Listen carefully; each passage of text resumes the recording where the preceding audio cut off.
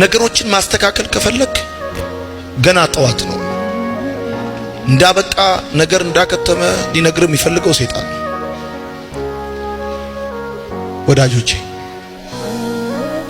ትላንት በምንም አይነት የህይወት መንገድ ውስጥ መታችሁ ሊሆን ይችላል። አሁንም ግን አልመሸም። አሁንም እንደገና ስተት በስተት ለማረም ጥረት አታርጉ። በግዴለሽነት አትውሰዱ። ስለገዛ ህይወታችሁ ደንታቢስ አትሁኑ። አንድ ነገር አረንጓዴ ነው ማለት ምቹ ነው ማለት አይደለም። እሱ ብቻ ነው። እግዚአብሔር የሌለበትን ህይወት ሳቅ አለበት፣ ጨዋታ አለበት፣ ደስታ አለበት ብለ እግዚአብሔር የሌለበት ህይወት ሞት አለበት። እሱ ብቻ ነው። በስሜታዊነት እንዴት ተወስናለህ? ድጋሚ አትኖረውም ይሄን ህይወት። አሁን ህይወትን ለመቀየር መወሰን ያለብህን ከባድ ውሳኔ፣ አስገራሚ ለውጥ ማምጣት ካለብህ አስገራሚ ውሳኔ ልትወስን ጊዜው ነው። ማቆም ያለብህን ነገር ማቆም ካለብህ አሁን ነው። መጀመር ያለብህን ነገር መጀመር ካለብህ አሁን ነው። መለየት ካለብህ ነገር መለየት ካለብህ አሁን ነው። መውጣት ካለብህ ነገር መውጣት ያለብህ አሁን ነው። ሰው ላድርግ ሰውን ያለው ያ ምስኪን ልጅ ስሙ ማን ነው? ወዳጆቼ ፈተና ከአቅም በላይ ሲሆን ታውቃላችሁ፣ ማስለቀሱን አቁሞ ማሳቅ ነው የሚጀምረው። እስካሁን እየተፈተናችሁ ባላችሁት ፈተና እያለቀሳችሁ ያላችሁ ሰዎች ካላችሁ ይሄ የሚያሳየው እየተፈተናችሁ ያላችሁት ፈተና በአቅማችሁ ልክ ነው። አንድ ፈተና ከአቅማችሁ በላይ እንደሆነ የሚታወቀው ማስለቀሱን አቁሞ ማሳቅ ሲጀምር ነው።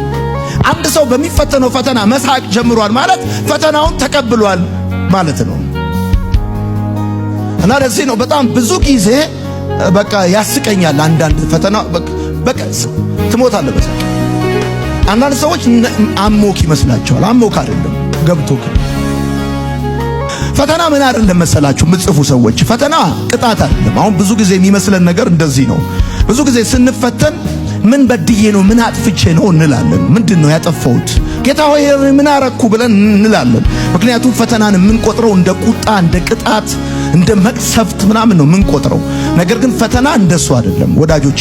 ዝናብ በመልካምም በክፉም ላይ እንደሚዘንብ ፈተናም በሁሉ ላይ ይመጣል። የምትፈተኑት ፈተና እናንተ ቅዱስም ርኩስም የመሆናችሁ ማሳያ አይደለም። just you are human አለቀ። እሱን ማወቅ በጣም ተገቢ ነው። ሁለተኛው ፈተና መሸነፍ አይደለም ወዳጆቼ።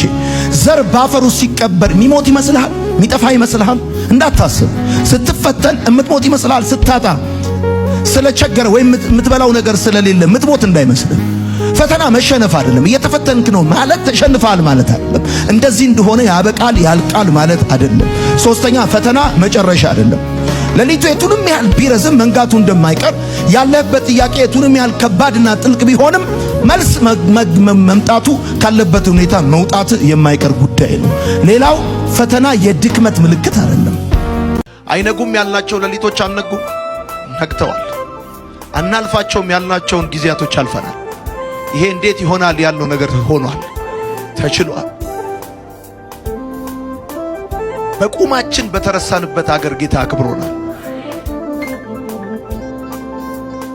መቃብራችንን ደፍኖታል፣ ዕዳችንን ከፍሎታል።